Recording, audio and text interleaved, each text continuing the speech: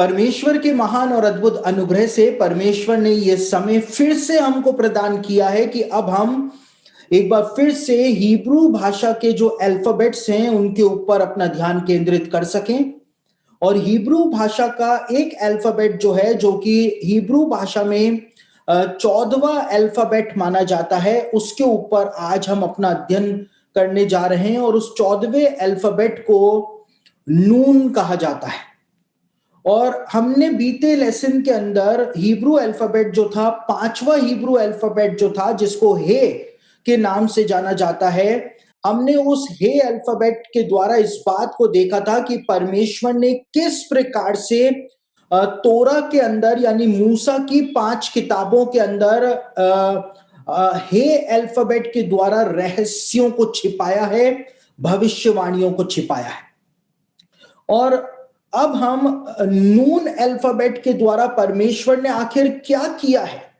देखिए, हम लोग जो हिंदी की बाइबल पढ़ते हैं, इंग्लिश की बाइबल पढ़ते हैं या दूसरी की कोई सा भी ट्रांसलेशन हम पढ़ते हैं, हमारे पास हिब्रू भाषा का ज्ञान नहीं है। हमको हिब्रू भाषा बोलनी और पढ़नी और लिखनी नहीं आती है। इसकी वजह से हम बहुत सारी चीजें जो हैं वचन की, उनको हम अभी तक नहीं जान पाए। जो अध्ययन में आपको देने जा रहा हूं या दे रहा हूं हिब्रू अल्फाबेट्स के ऊपर, कोई भी हिब्रू स्कॉलर तक भी उन बातों के बारे में नहीं जानता है, क्योंकि ये बातें जो हैं वो सिर्फ यहूदी रब्बियों के द्वारा ही बताई जाती हैं। तो यहूदी रब्बियों की कमेंट्रीज का जो मैंने अध्ययन किया, और उस अध्ययन से जो बात निकल करके मेरे पास आई कि वचन में ऐसे भी रहस्य छिपे हुए हैं जिनकी भनक तक हमको नहीं है, उन रहस्यों को मैं आपके सामने रख रहा हूं। और हमने देखा था कि हे अल्फाबेट जो है वो कितना पावरफुल अल्फाबेट है कि परमेश्वर के नाम में, यहोवा नाम में, हिब्रू जो परमेश्वर का नाम है याहवे, उसमें 2 बार हे अल्फाबेट जो है वो इस्तेमाल किया गया है। और कैसे परमेश्वर ने अपने नाम के उन दोनों हे अल्फाबेट्स को सारा और इब्राहिम के नामों के अंदर डाल दिया था। और जैसे ही सारा और इब्राहिम के नामों में परमेश्वर ने उन दोनों अल्फाबेट्स को डाला था, वैसे ही इसहाक जो था वो उत्पन्न हो गया था। सारा जो थी, उसकी मरी हुई दशा जो थी गर्भ की, वो वापस से पुनर्जीवित हो गई थी और सारा ने संतान को उत्पन्न कर दिया था। तो हमने हे अल्फाबेट के बारे में जाना, लेकिन अब हम नून अल्फाबेट जो कि 14वां अक्षर है हिब्रू भाषा का, उसको देखने जा रहे हैं। और ये नून अल्फाबेट जो है, जिसको इस समय आप अपने स्क्रीन के ऊपर देख रहे हैं, इसके लिए यहूदी रब्बियों का कहना है कि ये नून अल्फाबेट जो हिब्रू भाषा का 14वां अल्फाबेट जो है, इसका आकार ऐसा है जैसे परमेश्वर मानो सिंहासन पर बैठा हुआ। यहूदी रब्बी इस बात को कहते हैं।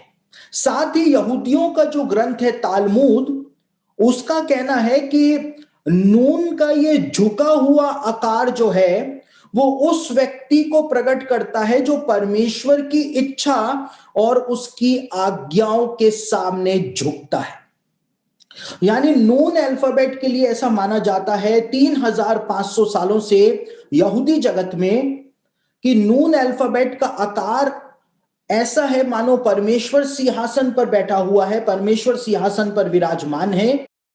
साथ ही यहूदी रब्बी इस बात को मानते हैं कि नून अल्फाबेट हर उस व्यक्ति को दर्शाता है, दिखाता है जो परमेश्वर की आज्ञाओं को मानता है और उसके सामने झुकता है, उसकी इच्छा के ऊपर चलता है। हिब्रू भाषा के अंदर ये नून अल्फाबेट जो है, इंग्लिश के अंदर जो एन अल्फाबेट हम इस्तेमाल करते हैं या फिर हिंदी के अंदर जो न अक्षर हम इस्तेमाल करते हैं, हिब्रू भाषा में नून अल्फाबेट जो है वो वही काम करता है। यानी कि एन और न अक्षर जो है वो हिब्रू भाषा में नून कहलाता है। और 3500 सालों से जो यहूदी रब्बी हैं वो इस बात को भी मानते हुए आए हैं कि ये नून अक्षर जो है वो पतन और पुनः उठ खड़े होने को प्रकट करता है। यानी कि किसी देश, किसी जाति या किसी व्यक्ति के डाउनफॉल को और उसके वापस से रेस्टोरेशन को ये नून अल्फाबेट जो है वो प्रकट करता है। साथ ही साथ यहूदी रब्बियों का यह भी कहना है कि ये नून अल्फाबेट जो है वो मनुष्य के प्राण को दर्शाता है, मनुष्य के प्राण को प्रकट करता है। और क्यों करता है? क्योंकि हिब्रू भाषा के अंदर जो प्राण शब्द है उसके लिए नेशमा शब्द का इस्तेमाल हुआ है। नेशमा मतलब उसकी स्पेलिंग होती है NESHAMAH, नेशमा। और ये नेशमा जो एक हिब्रू शब्द है, इसका मतलब होता है प्राण। और इसी नेशमा शब्द से हिब्रू भाषा के अंदर नेर शब्द बना है, नेर। और नेर का मतलब होता है दीपक, या नेर का मतलब इंग्लिश के अंदर होता है कैंडल। और आप लोगों ने इस बात को देखा होगा, कई वीडियोस के अंदर देखा होगा, या फिर आपने टीवी के ऊपर देखा होगा कि यहूदी लोग जब भी प्रार्थना करते हैं तो वो प्रार्थना करके हाथ में प्रार्थना की पुस्तक लेकर इस प्रकार से हिलते हिलते प्रार्थना करते हैं। और हम सोचते हैं कि शायद यहूदी लोग जो है वो प्रार्थना का कोई रट्टा मार रहे हैं, इसलिए इस प्रकार से बच्चों की तरह वो हिल रहे हैं। लेकिन ऐसा नहीं है। यहूदी लोग प्रार्थना के दौरान जो कुछ भी करते हैं उसका बेस जो है वो हमेशा बिब्लिकल होता है। तो यहां पर यहूदी लोग इस प्रकार से क्यों हिलते हैं? इसलिए हिलते हैं क्योंकि नीति वचन में लिखा है कि मनुष्य की आत्मा यहोवा का दीपक है। और यहां पर हम देखते हैं कि प्राण शब्द जो है हिब्रू भाषा में, उसी से नेर शब्द बना है। नेर का मतलब होता है कैंडल। और वहां पर लिखा है नीति वचन में, the spirit of man is the candle of the Lord. और एक कैंडल जो होती है या एक दीपक जो होता है, उसकी लौ जो होती है वो ऐसी स्ट्रेट नहीं रहती है, लेकिन उसकी लौ जो है वो ऐसे हिलती रहती है। और क्योंकि मनुष्य की आत्मा यहोवा का दीपक है, इसलिए यहूदी लोग इस प्रकार से हिलते हिलते, जैसे एक कैंडल या दीपक की लौ हिलती रहती है, उसी प्रकार से हिलते हिलते परमेश्वर के सामने प्रार्थना करते। तो नून अक्षर जो है वो हिब्रू भाषा के अंदर बहुत ही ज्यादा महत्वपूर्ण माना जाता है। और यहूदी इतिहास के अंदर एक बहुत माने हुए रब्बी हुए जिनका नाम था रब्बी राशि। और रब्बी राशि जो थे उन्होंने इस बात को लिखा था, रब्बी राशि ने इस बात को बताया था कि हिब्रू भाषा की जो सिस्टर लैंग्वेज है, जिसको एरेमिक कहा जाता है, एरेमिक के अंदर जो मछली होती है उसको नून कहा जाता है। और मछली जो होती है वो उत्पादकता की प्रतीक होती है, यानी कि वो उत्पादकता को बताती है। यानी नून अक्षर जो है वो मछली को भी प्रकट करता है, नून अक्षर जो है वो बहुतायत को प्रकट करता है। ये बात जो थी वो रब्बी राशि के द्वारा बताई गई थी। और रब्बी राशि ने इस बात को कहा था कि इज़राइल जो है उसको पुराने नियम के अंदर मछली के रूप में प्रकट किया गया है। और क्यों किया गया है? क्योंकि याकूब ने यूसुफ के बेटों को जो आशीष दी थी, उत्पत्ति की पुस्तक उसका 48th चैप्टर के 16th वर्ष के अंदर, तो यूसुफ की संतानों को याकूब ने कहा था कि वो पृथ्वी पर बहुतायत से बढ़ेंगे, पृथ्वी पर बहुतायत से बढ़ेंगे। और रब्बी राशि का कहना था कि वो नून के प्रतीक के रूप में वहां पर प्रदान की गई थी वो आशीष, क्योंकि मछली जो होती है वो उत्पादकता की प्रतीक होती है, बहुतायत की प्रतीक होती है। मछलियां जो होती हैं वो बहुत संख्या में होती हैं, यानी कि जो याकूब था उसने इस बात को कहा था कि इज़राइल की संतानें जो होंगी वो इतनी ज्यादा होंगी जैसे समुद्र के अंदर मछलियां होती हैं।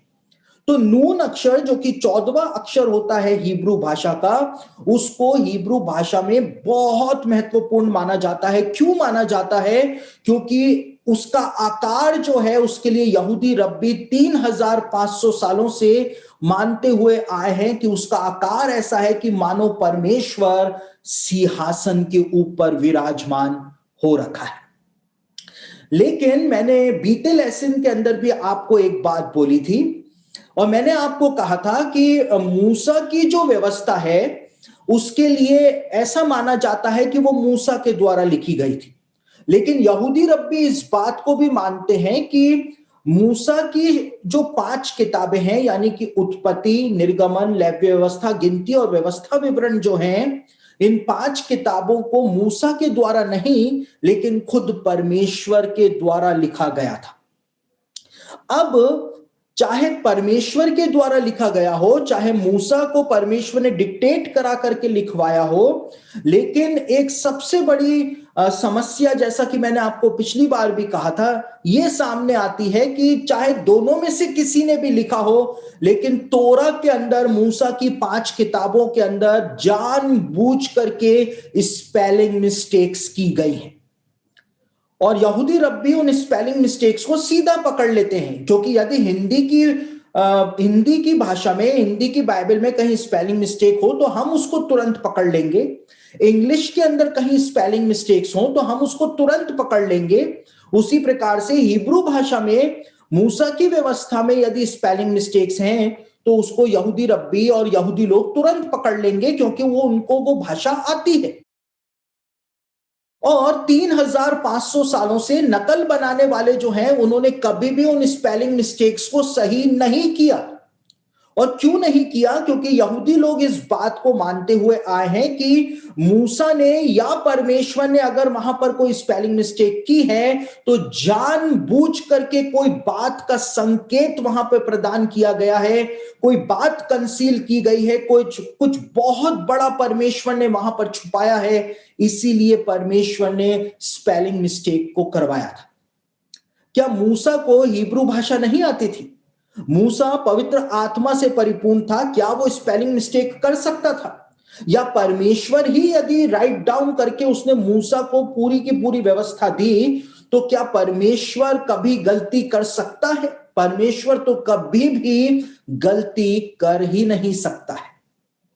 यानी कि परमेश्वर ने कोई बहुत बड़े भेदों को वचन के अंदर छिपाया है, हिब्रू बाइबल के अंदर छिपाया है। जब परमेश्वर ने कहीं पर स्पेलिंग मिस्टेक्स करवाई तो परमेश्वर कुछ बहुत बड़ा रहस्य कंसील करा रहा था। और कल जब हम लेसन करेंगे तो कल हम हिब्रू अल्फाबेट जो है, छठा हिब्रू अल्फाबेट जो है, जिसको वाव के नाम से जाना जाता है, और जब मैं आपको वाव हिब्रू अल्फाबेट के बारे में बताऊंगा तो आपको समझ में आएगा कि परमेश्वर जो था, किस प्रकार से वाव का उपयोग करके भविष्यवाणियों के पूरा होने की जो टाइमिंग थी वो भी अपने वचन के अंदर बता रहा था। परमेश्वर ने जानबूझ करके वाव अक्षर को जुड़वा दिया या वाव अक्षर को हटवा दिया, ताकि परमेश्वर भविष्यवाणियों के टाइमिंग के बारे में बता सके कि ये भविष्यवाणी कब जाकर के पूरी होगी। तो उस विषय में हम कल अध्ययन करेंगे। लेकिन आज हम जब नून अक्षर के बारे में देख रहे हैं, तो जिस प्रकार से हमको मूसा की व्यवस्था के अंदर अलग अलग जगहों पर स्पेलिंग मिस्टेक्स देखने को मिलती हैं, या कोई वर्ड स्पेलिंग में जबरदस्ती ऐड किया हुआ देखने को मिलता है हिब्रू बाइबल में, तो वहां पर हम इस बात को समझते हैं कि परमेश्वर ने कोई बहुत बड़ा भेद जो है उसको कंसील किया है। और यहां पर ये नून अक्षर जो है, इसके लिए यहूदी रब्बी बताते हैं कि मूसा ने गिनती की पुस्तक में 2 बार इस नून अक्षर को उल्टा करके लिखा है। यानी कि नून अक्षर जो कि इस प्रकार से बनाया जाता है, एक ब्रैकेट की तरह बनाया जाता है, इस प्रकार से मूसा ने इस नून अक्षर को 2 बार उल्टा करके लिखा है, यानी इस प्रकार से लिखा है। जबकि नून अक्षर जो है इस प्रकार से लिखा जाता है, लेकिन मूसा ने उसको इन्वर्टेड करके लिखा है। और क्यों करके लिखा है, इस रहस्य को भी यहूदी रब्बी जो है वो बताते हैं। लेकिन मूसा ने कहां पर नून अक्षर जो है 2 बार, एक बार हो जाता तो समझ में आ जाता, लेकिन 2 बार, 2 वचन के अंदर ही 2 बार मूसा ने नून को उल्टा करके लिख दिया, वो वचन जो है वो पाए जाते हैं। पहले आप वो देख लीजिए कि हिब्रू बाइबल में किस प्रकार से मूसा ने नून अक्षर जो है उनको उल्टा करके लिखा है। आप यहां पर देख सकते हैं कि नून अक्षरों को बहुत दूर ले जा करके उल्टा कर करके मूसा जो था उसने लिखा था। और कहां पर लिखा था? गिनती की पुस्तक उसका 10 अध्याय 35 और 36 वचन जो हैं, वहां पर मूसा ने नून अक्षरों को उल्टा करके लिखा था। पहले हम गिनती की पुस्तक उसका 10 अध्याय 35 से 36 वचनों को पढ़ लेते हैं, उसके बाद हम आगे की महत्वपूर्ण बातों को समझेंगे। और जब जब संदूक का प्रस्थान होता था तब तक मूसा ये कहा करता था, हे यहोवा उठ और तेरे शत्रु तितर बितर हो जाएं और तेरे बैरी तेरे सामने से भाग जाएं। और जब जब वे ठहर जाता था तब तब मूसा कहा करता था, हे यहोवा हजारों हजार इजरायलियों में लौट कर आ जा। गिनती की पुस्तक उसका 10 अध्याय और उसके 35 और 36 वचन के अंदर जहां पर वाचा के संदूक के प्रस्थान के बारे में बताया गया है कि किस प्रकार से वाचा का संदूक जब प्रस्थान करता था तो मूसा क्या कहता था, और जहां पर वाचा का संदूक रुक जाता था तो मूसा वाचा के संदूक को बुलाता था, अपने पास बुलाता था कि हे यहोवा हजारों हजार इजरायलियों के अंदर तू लौट करके आ जा। और ये दो वचन जो हैं, इन दो वचनों के अंदर मूसा ने जो नून अक्षर है उसको उल्टा करके लिखा है। और इस तस्वीर के अंदर आप देख सकते हैं कि 35वें वचन के अंदर मूसा जो था उसने नून अक्षर को उल्टा करके लिखा और बहुत दूर ले जा करके उसने नून अक्षर को लिखा। और 36वें वचन के अंदर मूसा जो था उसने वापस से नून अक्षर को उल्टा करके लिखा और वो भी शब्द से दूर ले जा करके लिखा था। और यहूदी रब्बियों का कहना है कि मूसा ने ऐसा इसलिए किया था, मूसा जो था एक भविष्यवाणी को प्रकट कर रहा था, क्योंकि नून अक्षर जो है वो इस बात को प्रकट करता है, नून अक्षर का आकार जो है वो इस बात को दिखाता है कि परमेश्वर अपने सिंहासन पर विराजमान हो रखा है। और जब मूसा ने नून अक्षर को उल्टा करके लिखा तो वो इस बात का प्रतीक था, यहूदी रब्बी कहते हैं कि परमेश्वर ने अपनी पीठ इजरायलियों से फेर ली है। यानी परमेश्वर अब इजरायलियों को अपना चेहरा नहीं दिखा रहा है, परमेश्वर ने इजरायलियों की तरफ अपनी पीठ को फेर लिया है। लेकिन आगे 36वें वचन के अंदर जब मूसा ने वापस से उल्टा नून करके लिखा, उल्टे नून को वहां पर बनाया, तो वो इस बात का प्रमाण था, इस बात का प्रतीक था कि परमेश्वर एक बार फिर से अपना चेहरा जो है वो इजराइल के ऊपर प्रकट करेगा, अपना अनुग्रह जो है वो इजराइल के ऊपर परमेश्वर वापस से प्रकट करेगा। यानी कि परमेश्वर एक भविष्यवाणी वहां पर दे रहा था इन दो वचनों के द्वारा कि जिस प्रकार से वाचा का संदूक उठ जाया करता था उसी प्रकार से इजराइल के ऊपर से महिमा जो है वो उठ जाएगी। लेकिन लोग ये ना समझे कि महिमा जो है वो उठ गई है, क्योंकि महिमा जो है वो एक दिन वापस से लौट करके भी इजरायलियों के ऊपर आएगी। इस बात को परमेश्वर ने उल्टे नून लगवा करके बता दिया था। दूसरी ओर यहूदी रब्बियों का कहना है कि अंग्रेजी भाषा के अंदर जिस प्रकार से ब्रैकेट इस्तेमाल किए जाते हैं किसी विशेष चीज को बताने के लिए, उसी प्रकार से मूसा जो था या खुद परमेश्वर जो था उसने गिनती की पुस्तक उसका 10 अध्याय 35 और 36 वचन जो है वहां पर उल्टा नून जब उसने बनाया तो वो ब्रैकेट लगा करके उन दो वचनों को गिनती की पुस्तक से अलग कर रहा था। यानी कि नून जो अक्षर है हिब्रू भाषा का, उसको ब्रैकेट्स की तरह मूसा के द्वारा या परमेश्वर के द्वारा इस्तेमाल किया गया था, ताकि गिनती की पुस्तक उसका 10 अध्याय 35 और 36 वचन को अलग से दिखाया जा सके, अलग से दिखाया जा सके। और एक बहुत माने हुए यहूदी रब्बी हुए जिनका नाम था रब्बी यहूदा हनासी, और रब्बी यहूदा हनासी जो थे उन्होंने इस बात को लिखा था कि ये दो वचन जो हैं, यानी कि गिनती की पुस्तक 10 अध्याय 35 और 36वां वचन जो है, ये दो वचन जो है वो इतने ज्यादा महत्वपूर्ण हैं कि परमेश्वर ने इन दो वचनों को अलग से दिखाया है। और क्योंकि परमेश्वर ने सिर्फ इन दो वचनों को इतना ज्यादा महत्व दिया है मूसा की व्यवस्था के अंदर, उन 5 किताबों के अंदर, कि इन दो वचनों को एक अलग पुस्तक माना जाना चाहिए। ये रब्बी यहूदा हनासी जो थे, उन्होंने, माने हुए रब्बी जो थे, उन्होंने कहा था। और इसीलिए जो यहूदी रब्बी हैं वो इन दो वचनों को, यानी कि गिनती की पुस्तक 10 अध्याय और उसके 35 और 36 वचन को, इन दोनों वचनों को यहूदी रब्बी एक अलग पुस्तक का दर्जा देते हैं। और इस प्रकार से मूसा की व्यवस्था में यहूदी रब्बी कहते हैं कि जब हम इन दो वचनों को एक अलग पुस्तक मान लेते हैं तो मूसा की व्यवस्था में 5 पुस्तकें नहीं, लेकिन मूसा की व्यवस्था के अंदर 7 पुस्तकें अपने आप बन जाती हैं। आप इस बात को यहां पर इस तस्वीर के द्वारा समझ सकते हैं।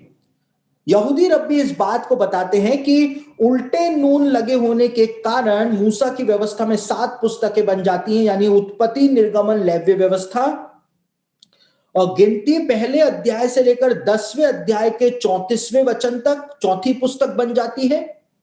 और गिनती की पुस्तक उसका 10 अध्याय 35 और 36 वचन की एक अलग पुस्तक बन जाती है, जो कि 5वीं पुस्तक बन जाती है।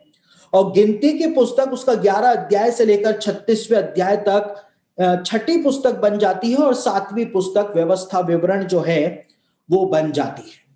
यानी कि यहूदी रब्बियों का कहना है कि परमेश्वर ने यहां पर उल्टे नून लगवा करके उन दोनों वचनों को जब अलग किया था, तो उन दोनों वचनों को हमको एक सेपरेट बुक जो है मूसा की व्यवस्था में मानना चाहिए और उसको वैसा ही हमको प्रकट भी करना चाहिए। और इसीलिए यहूदी रब्बियों को यदि आप जाकर के कहें कि मूसा की व्यवस्था के अंदर 5 पुस्तकें पाई जाती हैं, तो यहूदी रब्बी आपको कंफ्यूज करने के लिए बोल देंगे कि मूसा की व्यवस्था के अंदर 5 नहीं भैया, मूसा की व्यवस्था के अंदर 7 पुस्तकें पाई जाती।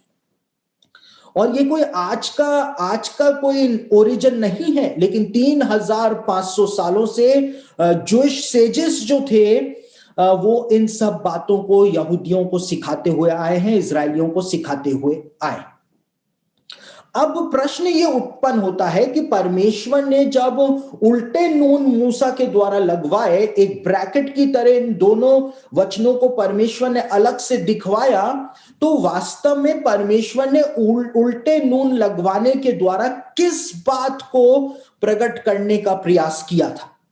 देखिए, नून का जो आकार है, नून अक्षर का जो आकार है, यहूदी रब्बी कहते हैं कि वो ऐसा है कि मानो परमेश्वर सिंहासन पर बैठा हुआ है।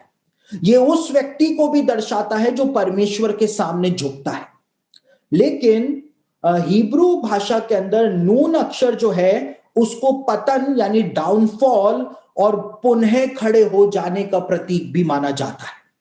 यानी कि यहूदी रब्बी कहते हैं कि 2 उल्टे नून लगवा करके परमेश्वर ने इस बात को बता दिया था कि एक दिन इजराइल का डाउनफॉल होगा, एक दिन इजराइल का डाउनफॉल होगा। लेकिन जिस प्रकार से दूसरा नून परमेश्वर ने लगवाया था, वो इस बात को प्रकट करता है कि इजराइल का डाउनफॉल तो होगा, लेकिन इजराइल जो है वो वापस से पुनः खड़ा हो जाएगा, उसका रेस्टोरेशन हो जाएगा।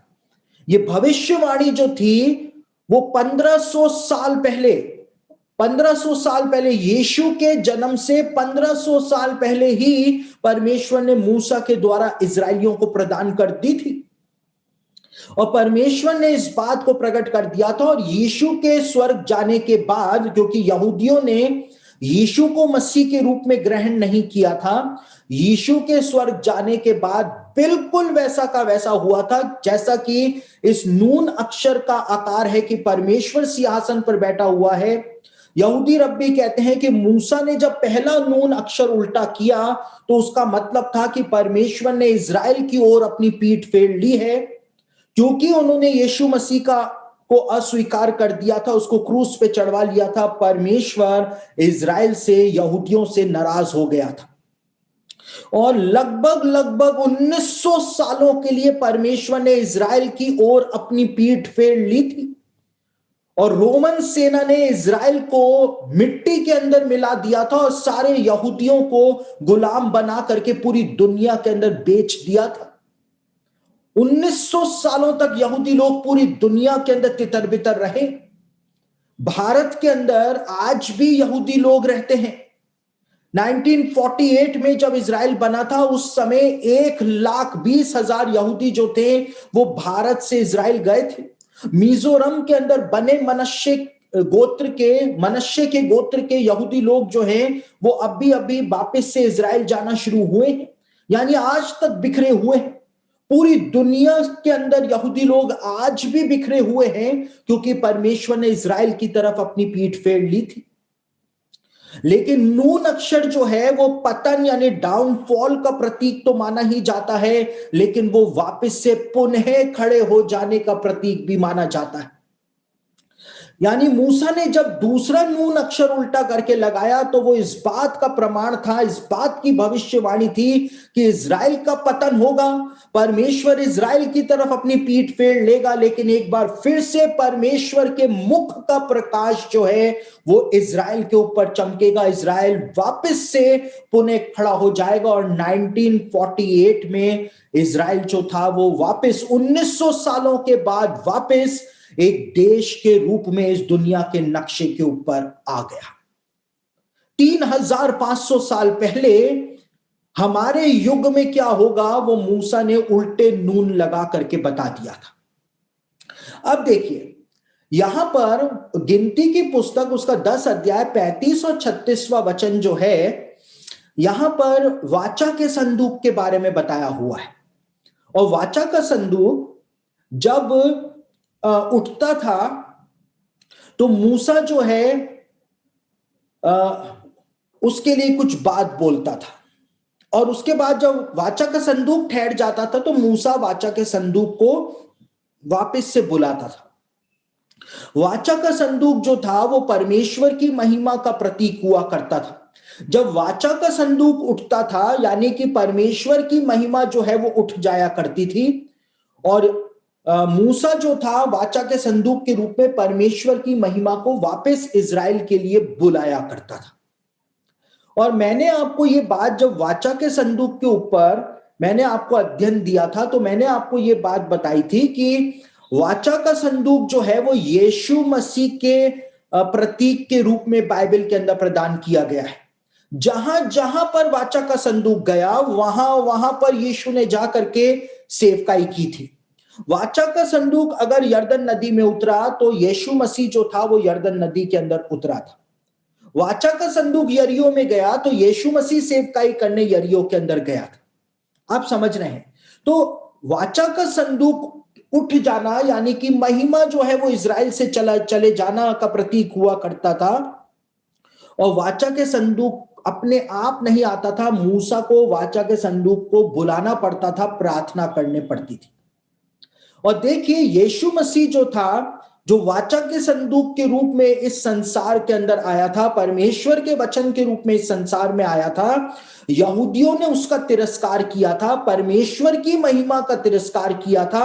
और यीशु मसीह जो था, जिस प्रकार से वाचा का संदूक चला जाता था उसी प्रकार से यीशु मसीह जो था वो 2000 साल पहले चला गया। इजराइल के ऊपर से महिमा जो थी वो उठ गई थी। लेकिन वाचा का संदूक अपने आप नहीं आता था। वाचा का संदूक अपने आप नहीं आता था। वाचा के संदूक को मूसा पुकारता था, वाचा के संदूक को मूसा बुलाता था कि हे यहोवा, इस हजारों हजार इजरायलियों में लौट कर आ जा। और इसी प्रकार से यीशु मसीह तो 2000 साल पहले चला गया, लेकिन महिमा इजराइल के ऊपर से उठ गई। लेकिन यीशु ने यहूदियों को एक बात बोली थी। यीशु ने कहा था, मैं वापस आऊंगा ही नहीं जब तक कि तुम अपने मुंह से नहीं बोलोगे कि धन्य है वो जो प्रभु के नाम से आता है। जब तक तुम मुंह से नहीं बोलोगे। यीशु ने कहां बोला था? मत्ती रचित सुसमाचार उसका 23 अध्याय और उसके 39वें वचन में यीशु ने इस बात को बोला था। Gospel of Matthews chapter 23 verse 39 के अंदर यीशु ने इस बात को कहा था, अब से जब तक तुम अपने मुंह से नहीं बोलोगे कि धन्य है वो जो प्रभु के नाम से आता है, मैं वापस आऊंगा ही नहीं। जैसे मूसा वाचा के संदूक को बुलाया करता था कि तू आ जा, अपनी महिमा के अंदर आ जा, इजरायलियों के अंदर वापस लौट आ, उसी प्रकार से यीशु को वापस से जब तक यहूदी लोग नहीं बुलाएंगे तब तक यीशु वापस नहीं आएगा। देखिए, ये वचन जो यीशु ने यहां पर कोट किया था मत्ती रचित सुसमाचार में, ये भजन संहिता 118 के अंदर पाया जाता है। और क्योंकि यहूदियों को ये बात पता थी, यहूदी रब्बी जो थे, फरीसी लोग जो थे, उनको ये बात पता थी कि यीशु ने ये बात यहूदियों को एक चिन्ह के रूप में दी है कि जब तक यहूदी इस वाक्य को नहीं बोलेंगे वचन के, तब तक मैं वापस नहीं आऊंगा। और इसीलिए फरीसी लोग जो थे, उन्होंने 2000 सालों से यहूदी लोगों का भजन संहिता 118 पढ़ना वर्जित कर रखा था।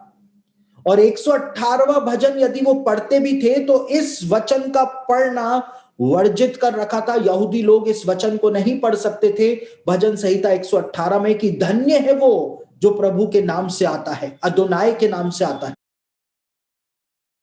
लेकिन यीशु ने कहा था, मैं तो वापस तब तक नहीं आऊंगा जब तक कि तुम इसी वचन को अपने मुंह से नहीं बोलोगे, तुम रोगे नहीं, तुम गिड़गिड़ाओगे नहीं, तो मैं वापस भी नहीं आऊंगा। लेकिन आज 2000 सालों के बाद यहूदी लोग जो है, उन्होंने जो यहूदी लोग दिन में 3 बार प्रार्थना करते हैं, भक्त यहूदी, उन्होंने 3 बार अपनी प्रार्थना के अंदर इसी वाक्य को बोलना शुरू कर दिया है कि धन्य है वो जो प्रभु के नाम से आता है। हिब्रू में वो कहते हैं बारूक हबा बेशेम अदोनाय, यानी धन्य है वो जो अदोनाय के नाम से आता है, प्रभु के नाम से आता है। यानी वो भविष्यवाणी जो यीशु ने दी थी कि जब तक तुम अपने मुंह से अंगीकार नहीं करोगे, इस बात को नहीं बोलोगे, मैं वापस नहीं आऊंगा, उस भविष्यवाणी को आज यहूदियों ने पूरा करना शुरू कर दिया है। हे यहोवा, हजारों हजार इजरायलियों में लौट करके आ जा, क्योंकि महिमा जो है वो इजराइल के ऊपर से उठ चुकी है। और जो वहां पर मूसा ने बताया वही जो है एक प्रोफेसी के रूप में हमारे सामने आ जाता है। ये 2 वचन जो हैं, गिनती की पुस्तक 10 अध्याय 35 और 36वें वचन जो हैं, वो इजराइल के पतन और उसके वापस पुनः खड़े हो जाने को दिखाता है।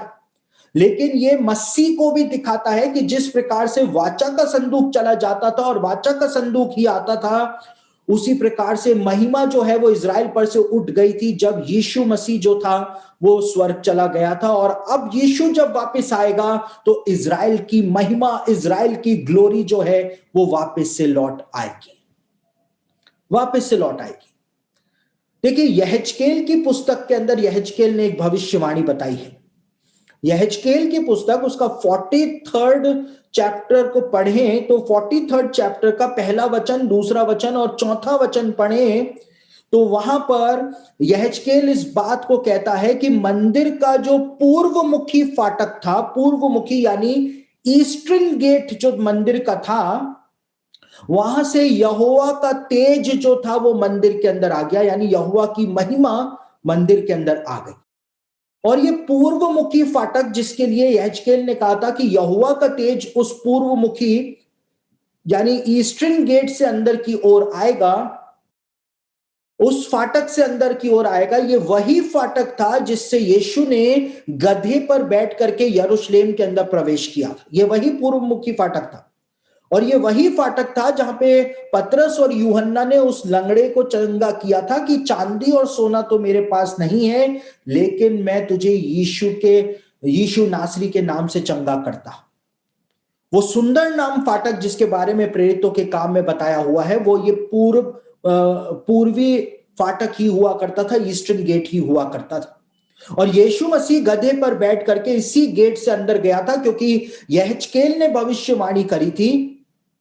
यहेजकेल ने इस बात को बताया था कि यहोवा का तेज पूर्वमुखी फाटक से ही अंदर आएगा। लेकिन यहेजकेल ने इस बात को भी बताया था कि यहोवा का तेज जो है वो मंदिर को छोड़ करके, यरूशलेम को छोड़ करके चला जाएगा। और कहां पर बताया था? यहेजकेल की पुस्तक उसका 10वां अध्याय 18 और 19वें वचन के अंदर यहेजकेल ने इस बात को बताया था कि यहोवा का तेज जो है वो यरूशलेम को और मंदिर को छोड़ करके चला जाए। साथ ही साथ यहेजकेल की पुस्तक के 11वें अध्याय के 23वें और 24वें वचन को पढ़ें तो वहां पर उसने बताया है कि यहोवा का तेज किस पहाड़ से यरूशलेम को छोड़ करके चला जाएगा, मंदिर को छोड़ करके चला जाएगा। उसने यहेजकेल की पुस्तक उसका 11 अध्याय 23वें और 24वें वचन के अंदर लिखा है कि वो पहाड़ जो यरूशलेम नगर की पूरब दिशा के अंदर है, उससे यहोवा का तेज यरूशलेम को छोड़ करके चला जाएगा। और यरूशलेम के अंदर पूरब दिशा के अंदर जो पहाड़ आता है उसको हम जैतून पर्वत के नाम से जानते हैं। यानी स्पेसिफिकली उसने बताया था कि जैतून पर्वत से परमेश्वर का तेज जो है, परमेश्वर की महिमा जो है वो यरूशलेम को छोड़ करके, इस पृथ्वी को छोड़ करके चली जाएगी। और परमेश्वर की महिमा, परमेश्वर का तेज जो था, वाचा का संदूक, जीवित वाचा का संदूक जो था यीशु मसीह, वो जैतून पर्वत पर से ही स्वर्ग पर उठा लिया गया था। यानी पिन पॉइंट करके यहेजकेल जो था वो बातों को बता रहा था। और जिस प्रकार से वाचा का संदूक चला जाता था और मूसा जो है वो वाचा के संदूक को बुलाया करता था, उसी प्रकार से यीशु मसीह जो था वो यरूशलेम को छोड़ करके चला गया था। इज़राइल पर से परमेश्वर की महिमा जो है वो यीशु के रूप में उठ गई थी और परमेश्वर ने अपनी पीठ जो थी वो इज़राइल की ओर, यहूदी जाति की ओर परमेश्वर ने फेर ली थी। तो मूसा ने जानबूझ करके ये नून अल्फाबेट जो है उसको उल्टा करके इन दो वचनों में लगाया, क्योंकि मूसा जो था वो बहुत महत्वपूर्ण भविष्यवाणी को प्रकट कर रहा था। अब हम हिंदी की बाइबल के पढ़ने वाले जो हैं, इंग्लिश की बाइबल के पढ़ने वाले जो हैं, पंजाबी, मराठी, गुजराती, मलयाली, तमिल, नेपाली, कोई सी भी भाषा में बाइबल पढ़ने वाले जो हैं, वो हम कभी भी इस बात को नहीं पकड़ सकते हैं कि ओरिजिनली हिब्रू बाइबल के अंदर क्या लिखा हुआ है। आज बहुत से ऐसे लोग आ गए हैं जो इस बात को कहते हैं कि मसीही लोगों को ना तो हिब्रू पढ़ने की जरूरत है, ना ग्रीक पढ़ने की जरूरत है, ना अरामिक सीखने की जरूरत है, हिंदी का ट्रांसलेशन पर्याप्त है। उनकी कही गई बातें जो हैं वो बिल्कुल गलत है। जिसने कभी किसी चीज को चखा ही नहीं, वो उसका स्वाद कैसे बता सकता है? जिसने हिब्रू, ग्रीक और अरामिक के टेस्ट को जाना ही नहीं, उसके महत्व को समझा ही नहीं, वो कैसे बता सकता है? देखिए, अब सब लोग जो हैं वो हिब्रू, ग्रीक और अरामिक नहीं सीख सकते हैं, ये बात भी सही है। लेकिन आज कई सारी ऐसी बाइबल ट्रांसलेशंस आ गए हैं जो हिब्रू के बिल्कुल करीब करीब हमको ले जाते हैं, ग्रीक के बिल्कुल करीब करीब हमको ले जाते हैं। और मैंने कई सारे ट्रांसलेशंस के बारे में आपको बताया भी है। मैंने आपको ट्री ऑफ लाइफ वर्जन के बारे में बताया था कि आपके पास tree of life version Bible तो होनी ही होनी चाहिए, क्योंकि वो आपको बिल्कुल हिब्रू और ग्रीक के करीब करीब लेकर के चली जाएगी। बिल्कुल नहीं, लेकिन करीब तो आप पहुंच ही जाएंगे, क्योंकि हमारे पास इतना समय भी नहीं है कि हम अब हिब्रू, ग्रीक और अरामिक को सीख सके। लेकिन फिर भी हम जो यहूदी रब्बी कहते हैं, जो उनकी कमेंट्रीज के अंदर लिखा हुआ है, कम से कम हम उनको पढ़ के, समझ के और हिब्रू के रहस्यों को भी हम जान के अपने अध्ययन को, अपनी नींव को और मजबूत कर सकते हैं।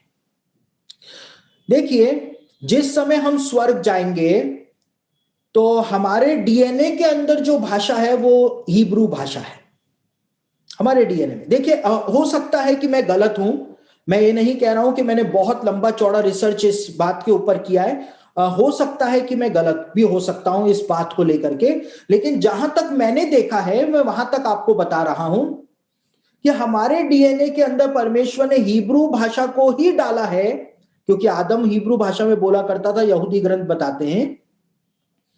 तो इसका प्रमाण ये है कि कोई भी छोटा बच्चा जो होता है, जो पैदा हुआ बच्चा होता है, जब वो थोड़ा थोड़ा बोलना शुरू करता है, चाहे वो अंग्रेज हो, वो अफ्रीकन हो, इंडियन हो, मलयाली हो, तमिल हो, नेपाली हो, चीनी हो, कोई भी हो, जहां तक मैंने देखा है, हो सकता है मैं गलत हूं, मैं ये नहीं कह रहा हूं कि मैंने किनारा पा लिया, मैं भी गलत हो सकता हूं, लेकिन बच्चा जब भी अपनी मां से पानी मांगता है, छोटा बच्चा, तो वो हमेशा कहता है मम, पानी को मम कहता है। पानी को मम क्यों कहता है?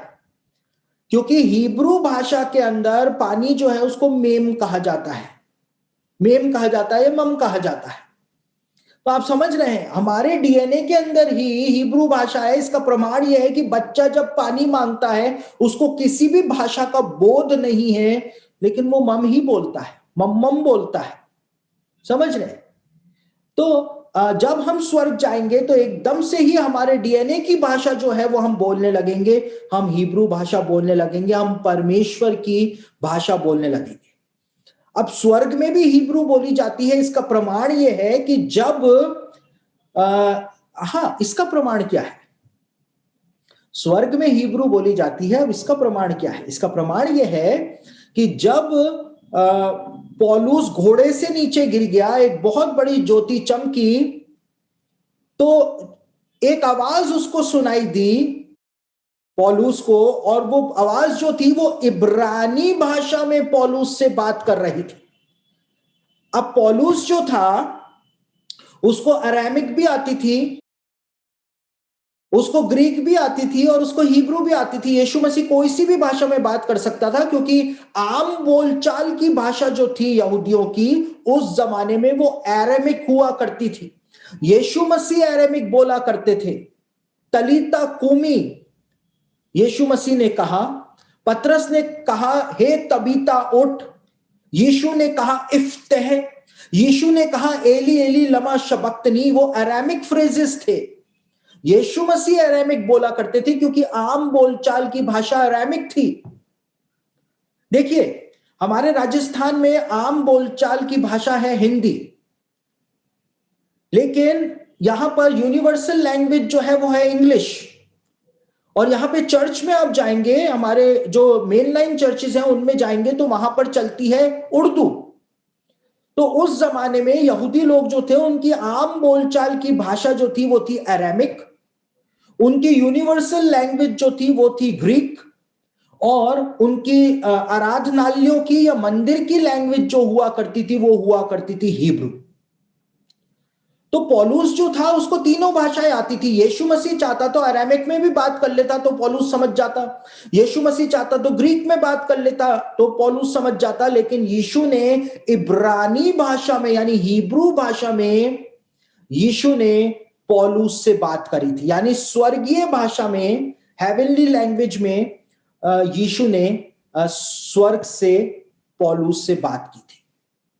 तो जब हम स्वर्ग जाएंगे तो अपने आप ही हम लोग हिब्रू भाषा जो है वो बोलने लग जाएंगे। हमारे डीएनए की भाषा जो है वो हम बोलने लग जाएंगे, क्योंकि उस समय एक ही भाषा और एक ही बोली हुआ करती थी। वो तो परमेश्वर ने कुछ गड़बड़ करी जिसकी वजह से हमारी भाषाएं जो है वो बिखर गई, हमारी भाषाएं अलग हो गई। लेकिन जब हम स्वर्ग चले जाएंगे तो हमको हिब्रू भाषा वापस से हम लोग बोलना शुरू कर देंगे। सपनिया ने भविष्यवाणी भी करी है। उस भविष्यवाणी के दो पहलू हैं। उस समय में देश देश के लोगों से वही शुद्ध और पवित्र भाषा बुलवाऊंगा, परमेश्वर ने कहा था, एक ही भाषा को बुलवाऊंगा। उस भविष्यवाणी के दो पहलू हैं, और उसका एक पहलू यह भी है कि हम सब हिब्रू भाषा बोलेंगे। तो हिब्रू भाषा के महत्व को केवल मूर्ख मसीही लोग जो हैं वो ही कम आंकते हैं, लेकिन जो होशियार हैं जैसे कि आप लोग हैं, मैं हूं, हम लोग कभी भी हिब्रू भाषा के महत्व को कम नहीं आंक सकते हैं और ना ही हम कभी आंकेंगे। अब ये दो उल्टे नून जो मूसा के द्वारा लगाए गए थे, गिनती की पुस्तक 10 अध्याय 35 और 36वें वचन के अंदर, क्या ये दो उल्टे नून जो थे, इन्वर्टेड नून्स जो थे, क्या वो 2000 साल की किसी भविष्यवाणी को प्रकट करते हैं? क्या मूसा को परमेश्वर ने यह बात बोली थी कि 2000 सालों को दर्शाने के लिए दो उल्टे नून को वहां पर लगा देना? देखिए, यहूदियों का जो ग्रंथ है तालमूद, उसके अंदर इस बात को बताया हुआ है कि मानव शासन जो है या मानव इतिहास जो है वो 6000 सालों तक चलेगा। और वो लोग इस बात को कहते हैं तालमूद के अंदर कि 2000 साल जो होंगे उसमें पृथ्वी पर अराजकता ही अराजकता होगी। और हम देखते हैं कि वास्तव में वैसा ही हुआ था। आदम से लेकर के जब तक जल प्रलय नहीं आया था, इब्राहिम जब तक नहीं आया था, तब तक अराजकता ही अराजकता फैली हुई थी। पहले जल प्रलय को परमेश्वर ने भेजा, उसके बाद बेबीलोन का जमाना आया, परमेश्वर को भाषाओं में गड़बड़ी करने पड़ी क्योंकि लोग जो थे वो मान ही नहीं रहे थे, अराजकता फैली हुई थी। उसके बाद जब 1948 बीसी में या 2008 बीसी के अंदर जब इब्राहिम का जन्म हुआ, वहां से लेकर तालमूद बताती है कि तोरा का युग जो है वो चलेगा, यानी 2000 सालों तक अराजकता चलेगी, उसके बाद 2000 सालों तक तोरा का युग चलेगा। जब इब्राहिम का जन्म हुआ और उसके बाद मूसा के द्वारा परमेश्वर इजरायलियों को छुड़ा करके ले आया, परमेश्वर ने अपनी व्यवस्था प्रदान कर दी, व्यवस्था चली, सुलेमान आया, उसके बाद इजरायलियों ने पाप किया, और जब तक यीशु का जन्म नहीं हुआ तब तक तोरा का युग जो था वो चलता रहा था 2000 साल। अब यही यहूदी लोग जो कहते हैं कि मसीह अभी तक आया ही नहीं है, वो तो पहली बार आने वाला है, उन्हीं यहूदियों की प्रमुख ग्रंथ तालमूद में लिखा है कि 2000 सालों तक अराजकता रहेगी, 2000 सालों तक तोरा का युग रहेगा, लेकिन अगले 2000 साल जो होंगे वो मसीह का युग कहलाएगा, उसमें मसीह का शासन जो है वो चलेगा। जब तक मसीह आया ही नहीं तो मसीह का शासन कैसे चल सकता है? मसीह तो आया ही नहीं यहूदियों के अकॉर्डिंग, तो मसीह का युग 2000 सालों तक चल कैसे सकता है? आप समझ रहे हैं, अपनी ही बातों के अंदर वो फंस जाते हैं। जब मसीह आया ही नहीं, वो तो इंतजार कर रहे हैं कि मसीह आने वाला है, तो जब मसीह आया ही नहीं तो फिर वो कैसे इस बात को कहते हैं कि 2000 सालों से मसीह का युग चल रहा है? तो यहूदी लोग तो इस बात को मानते ही हैं कि 2000 सालों तक मसीह का युग रहेगा, और यहां पर दो उल्टे नून जो थे वो मूसा के द्वारा लगाए गए थे, और इसीलिए यहूदी रब्बी जो हैं एक संकेत इस बात को मानते हैं कि हो सकता है यहां पर मसीह के 2000 सालों के युग के बारे में ही बताया गया। और देखिए, हमने जब पेंटिकुस्त के पर्व के विषय में अध्ययन किया था तो मैंने आपको यह बात बताई थी कि पेंटिकुस्त का पर्व जो हुआ करता था वो 2 दिनों तक मनाया जाता था, 2 दिनों तक। बाइबल में एक दिन 1000 साल के बराबर माना जाता है, और स्वर्ग के अंदर एक दिन 1000 साल के बराबर और 1000 साल एक दिन के बराबर माने जाते हैं। पतरस ने भी लिखा है, भजन संहिता में भी लिखा हुआ है। और पवित्र आत्मा जो था वो पेंटिकुस्त के दिन उतरा था, और मसीहों के लिए पेंटिकुस्त की शुरुआत जो थी वो उस दिन हो गई थी जब पवित्र आत्मा पेंटिकुस्त के दिन उतरा। अब मसीही लोग जो हैं, जिस प्रकार से 2 दिनों तक पेंटिकुस्त का पर्व मनाया जाता था, उसी प्रकार से 2000 सालों से पवित्र आत्मा का काम जो है, जो पेंटिकुस्त के दिन प्रारंभ हुआ, वो चल रहा है। अब निर्गमन की पुस्तक और उसका 23वां अध्याय और उसके 16वें वचन के अंदर पेंटिकुस्त के पर्व का एक दूसरा नाम बताया गया है। निर्गमन 23:16 में पेंटिकुस्त के पर्व को कटनी का पर्व कहा गया है। कटनी का पर्व, कटनी का पर्व कहा गया है। और 2000 सालों से कटनी जो है वो की जा रही है, इंसानों की आत्माओं की कटनी की जा रही है परमेश्वर के राज्य के लिए। पवित्र आत्मा अपने परमेश्वर के सेवकों को भेज रहा है ताकि वो जा करके कटनी करें। यीशु ने कहा था, फसल तो तैयार है, खेत पके हुए हैं, काटने वाले मजदूर जो हैं वो कम है। पवित्र आत्मा मजदूरों को भेज रहा है, सेवकों को भेज रहा है ताकि कटनी की जा सके और लोगों को परमेश्वर के राज्य में लाया जा सके। यानी कि इन 2 उल्टे नून को लगा करके मूसा जो था उसने 2000 सालों के समय को बता दिया था कि 2000 साल के जहां से आरंभ होगा वहां से महिमा यहूदियों के ऊपर से उठ जाएगी। यरूशलेम को छोड़ करके यहोवा का तेज चला जाएगा, लेकिन वो हमेशा के लिए नहीं जाएगा। वो वापस से आएगा। और कब आएगा? जैसे मूसा वाचा के संदूक को बुलाता था कि हे यहोवा, इस हजारों हजार इजरायलियों में लौट करके आ, उसी प्रकार से जब तक यहूदी लोग ना कहेंगे कि धन्य है वो जो प्रभु के नाम से आता है, यीशु मसीह वापस नहीं आएगा। और यीशु मसीह वापस आएगा, यीशु मसीह वापस आएगा। तो यहां पर ये उल्टे नून जो लगा करके मूसा ने इसी बात को, इसी सच्चाई को मूसा ने प्रकट किया था। मूसा जो था वो तोरा की 7 किताबों को भी प्रकट कर रहा था, मिनोरा डिजाइन प्रकट कर रहा था। साथ ही साथ मूसा जो था वो इज़राइल के लिए भविष्यवाणी दे रहा था, कैसे इज़राइल का डाउनफॉल होगा और कैसे उसका रेस्टोरेशन होगा। मूसा जो था वो मसीह के लिए भी बता रहा था कि कैसे मसीह के रूप में महिमा जो है इज़राइल पर से उठ जाएगी और मसीह जो है वो वापस से आएगा। साथ ही साथ मूसा जो था इन 2 उल्टे नूनों को लगाने के द्वारा इस बात को भी प्रकट कर रहा था कि कैसे 2000 सालों का टाइम पीरियड होगा जिसके बाद मसीह इस संसार में वापस से आ जाएगा। तो आप इस बात को देख सकते हैं कि सिर्फ 2 उल्टे नूनों को लगाने के द्वारा मूसा ने कितने बड़े रहस्य को वहां पे कंसील किया है। ये कोई कोइंसिडेंटली नहीं हुआ है, लेकिन इंटेंशनली परमेश्वर ने ऐसा कराया था ताकि परमेश्वर एक बहुत महत्वपूर्ण बात जो है अपने लोगों को समझा सके, अपने लोगों को बता सके।